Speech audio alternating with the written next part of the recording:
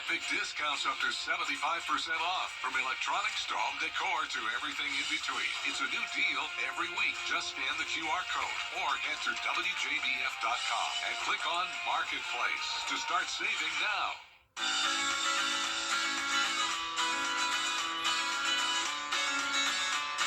Follow News Channel 6 on Instagram.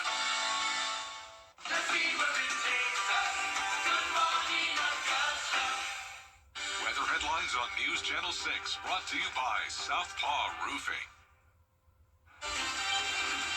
Right now on News Channel 6 at 4, now that I-20 is back open in Aiken County, we'll let you know what's next for the bridge that collapsed. Plus, Georgia Power is upgrading its energy grid just in time for hurricane season. But what will it mean for your electric bill? We'll explain as your News at 4 starts now. Live from Television Park, this is WJBF News Channel 6 at 4.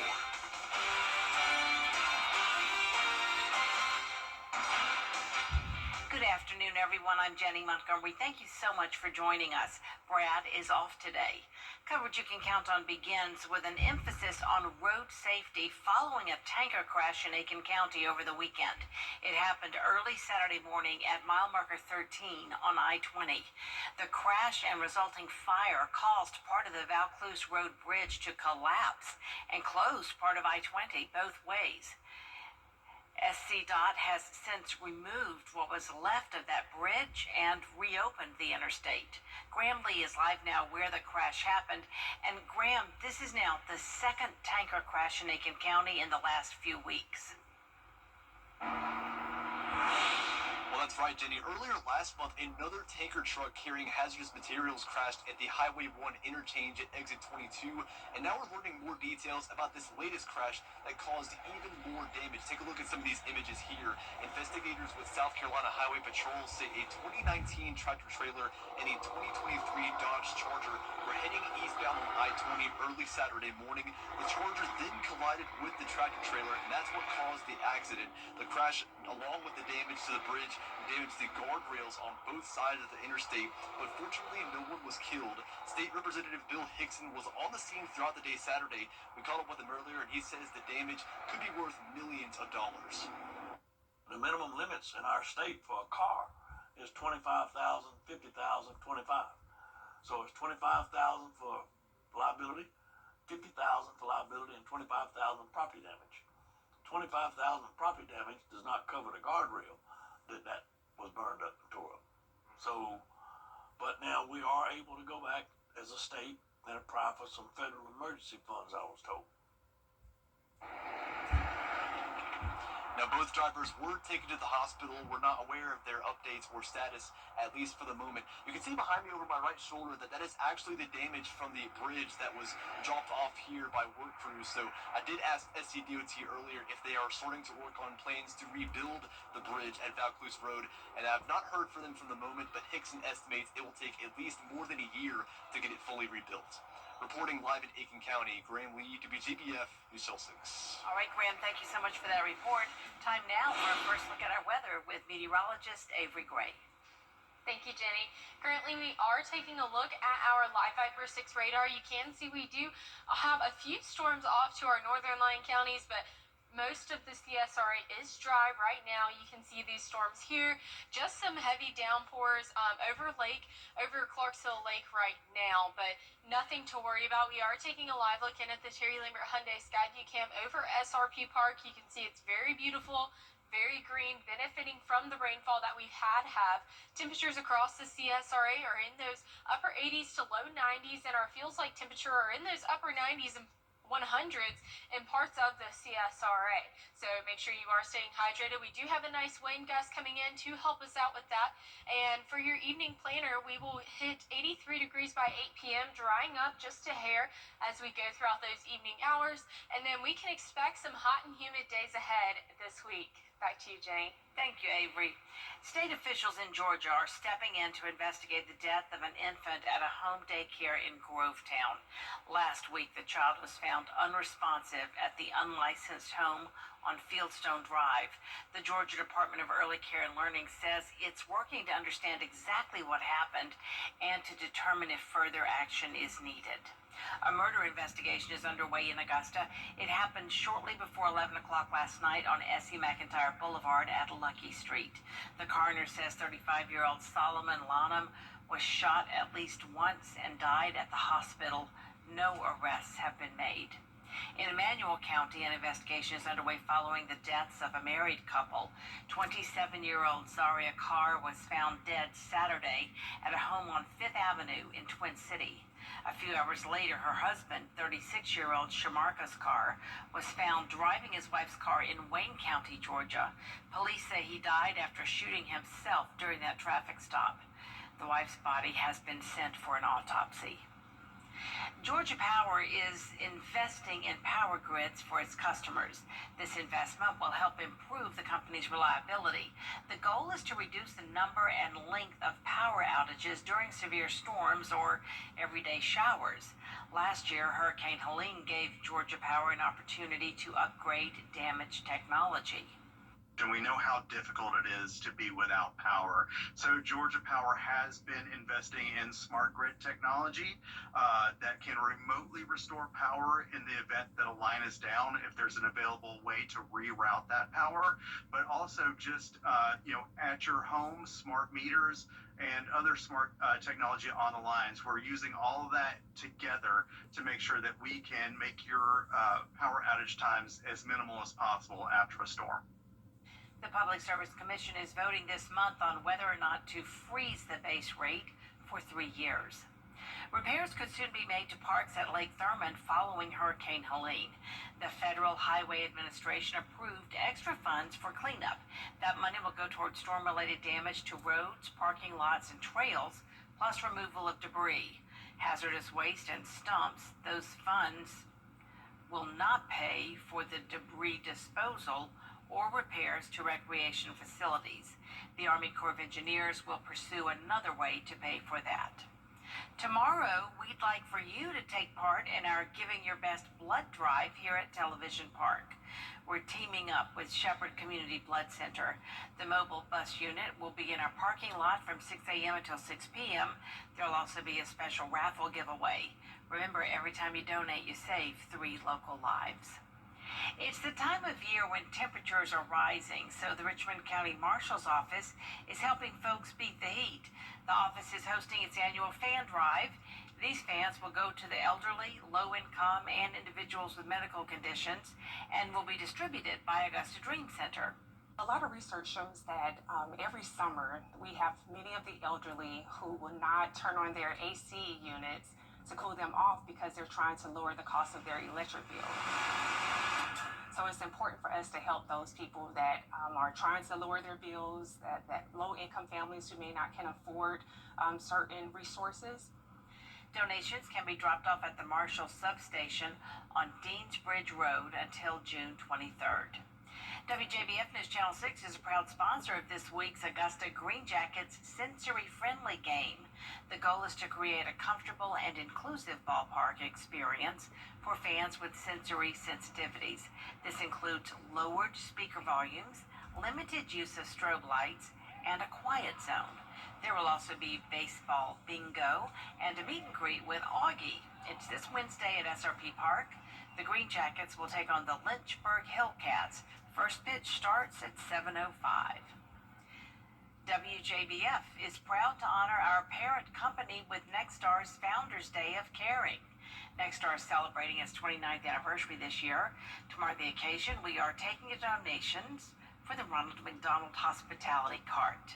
The Ronald McDonald House Hospitality Cart is an extension from the Community Foundation's Hurricane Helene Community Crisis Fund. We are very excited to be doing this in partnership with the Children's Hospital of Georgia.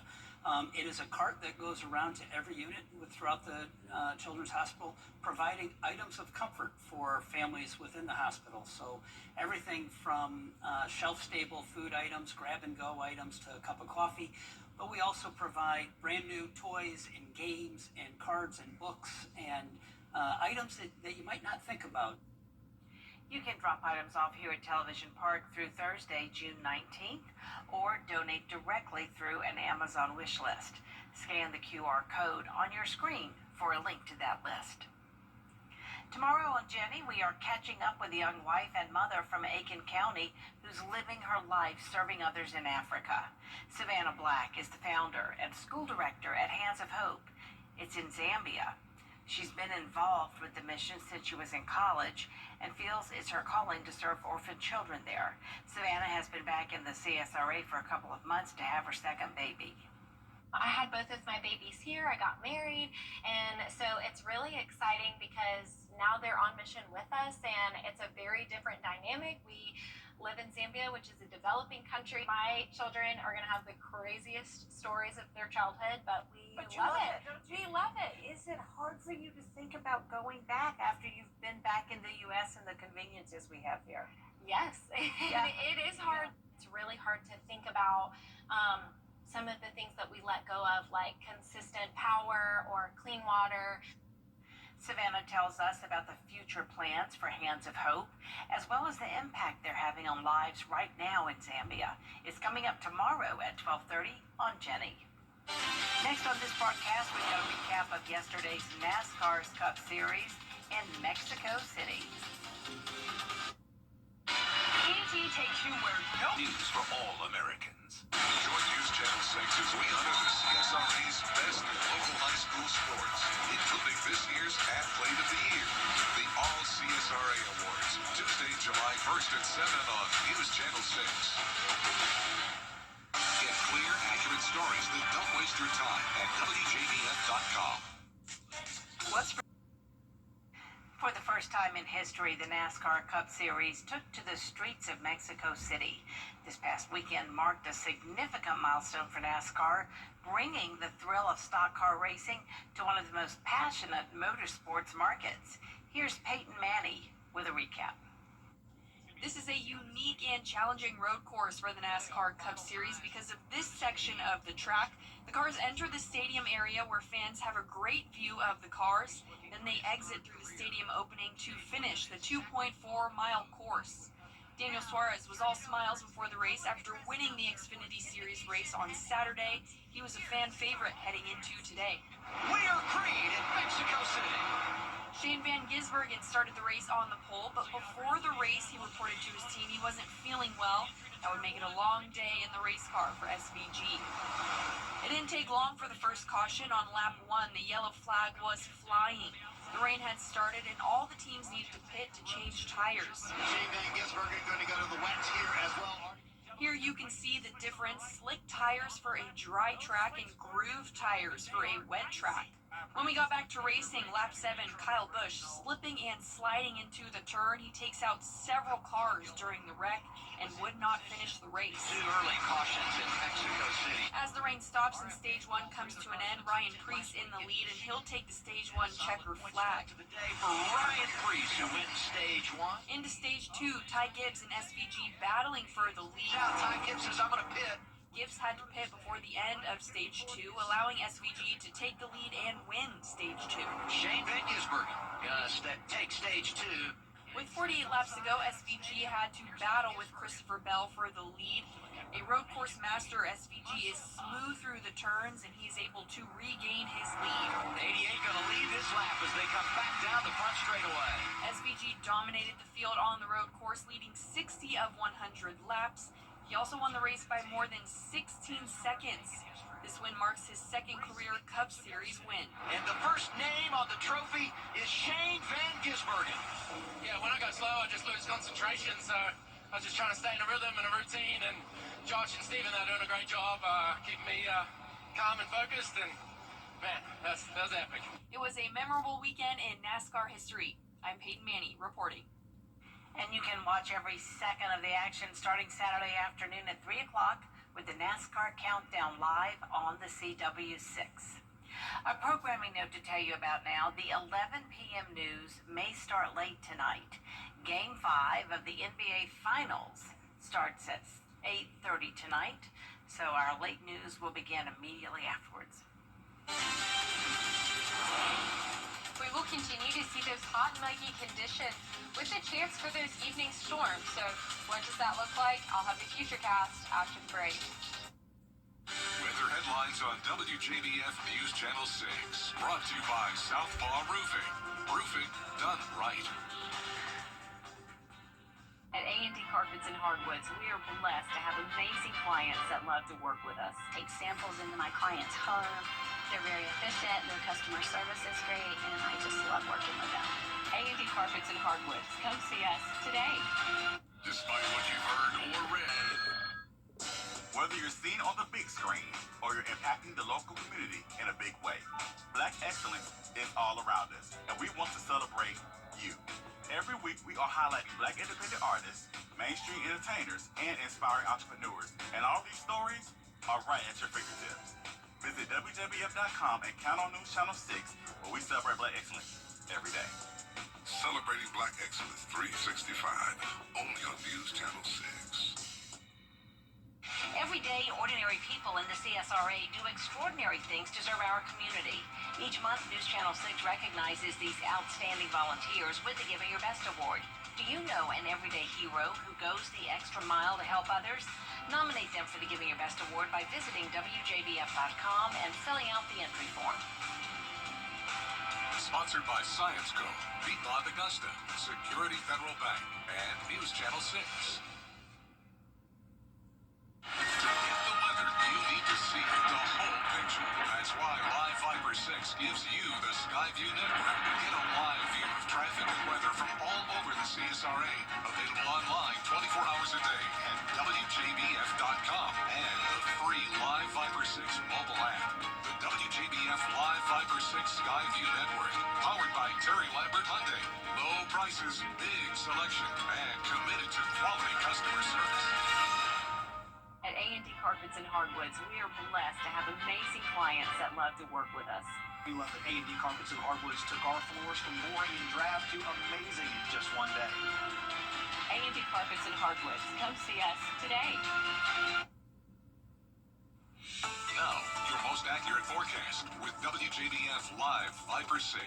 Welcome back. We're currently taking a live look in at the Live Viper 6 radar. You can see that we do have those storms to our northern line counties, but most of the CSRA is pretty dry, with the exception of the storm that's making its way into McCormick County right now. But that is just a normal everyday thunderstorm. Nothing to worry about other than you guys are experiencing a little bit of rain. And our Terry Lambert Hyundai Skyview cam over Television Park, you can see that it's pretty busy out there. It's 90 degrees, but it feels like 99 with winds coming in from the west-southwest at 10 miles per hour.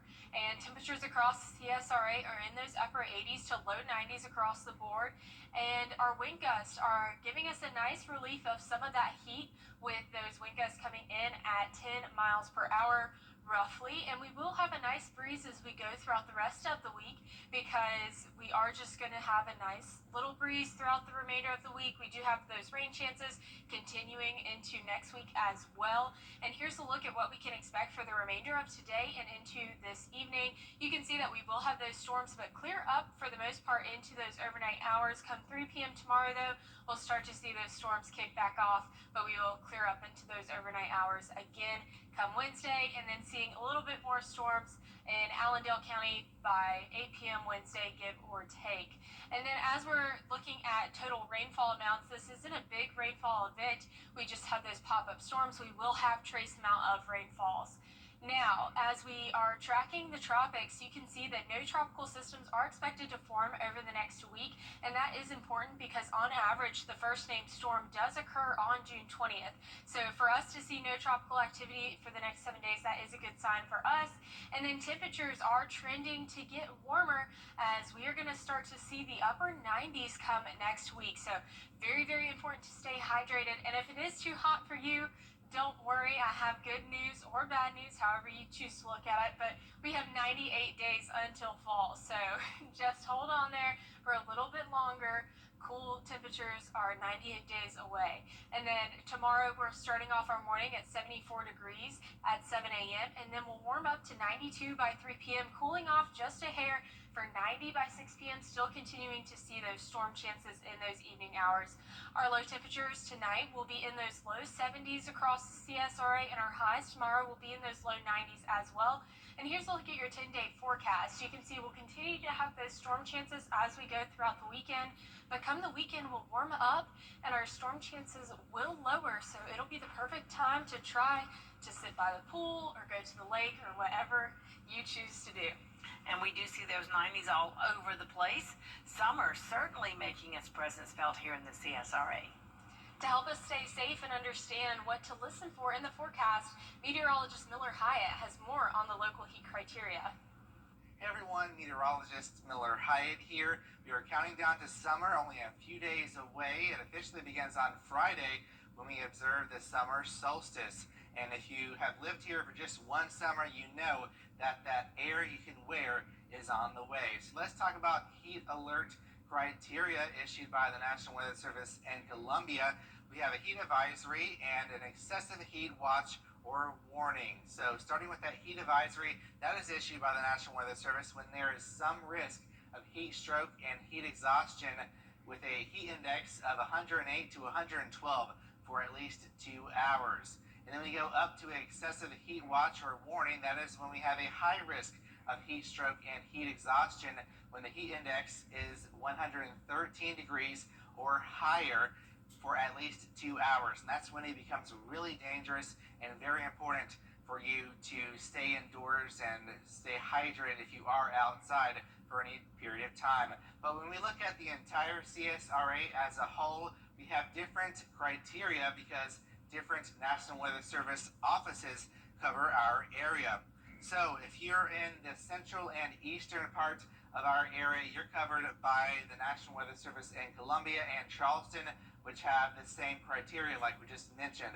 However, if you are in our western counties, you're covered by National Weather Service Peachtree City outside of Atlanta. So that is when you have a different criteria. When we talk about that criteria, a heat advisory starts at 105 to 109 degrees, and an excessive heat watch or warning kicks in at 110 degrees. Those are those light pink shaded counties, and the darker pink shaded counties are under the National Weather Service in Columbia and Charleston's eye, and that's when we have a different criteria. And I'll have a better explanation of what to expect with these heat criterias as we go on into the summer on my blog, Beyond the Forecast, on WJBF.com. Coming up, see how one man is regretting taking a seat in a museum, how he destroyed some artwork. Next. Think you need a new roof? Law firm. An Italian museum says this video shows some tourists breaking a crystal-covered piece of furniture called the Van Gogh chair. The man and woman took pictures of each other pretending to sit on the chair. It's covered in hundreds of Swarovski crystals, and a note on the chair warns people not to touch. The museum in Verona called it every museum's nightmare. It posted this video to raise awareness, and while it looks like an accident, the couple left the museum without speaking to anyone about the damage. There is more coverage you can count on coming up at 4:30, including why artificial intelligence is now being debated in Congress. Dee joins you after the break.